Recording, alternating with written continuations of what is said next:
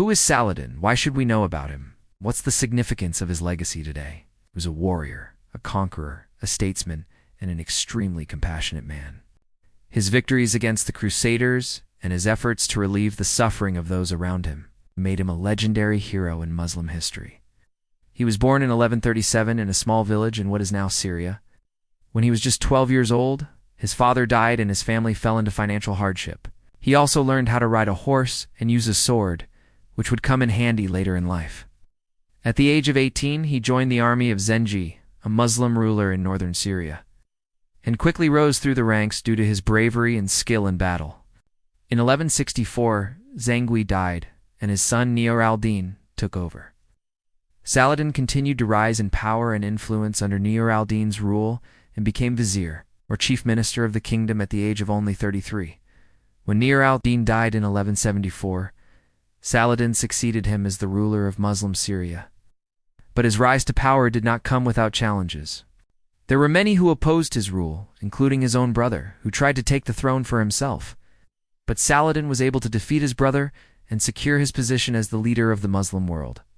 One of Saladin's greatest achievements was his successful military campaigns against the Crusaders.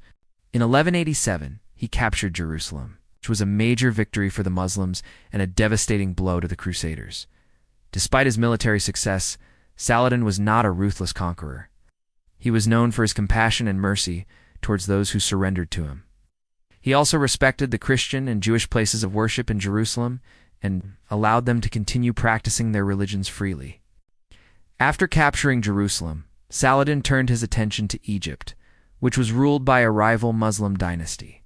He campaigned there, but his efforts were not entirely successful. However, he did manage to capture the city of Cairo and establish his authority over Egypt.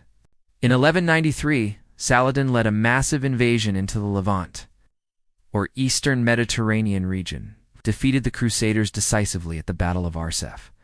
This victory cemented his reputation as a great warrior and leader.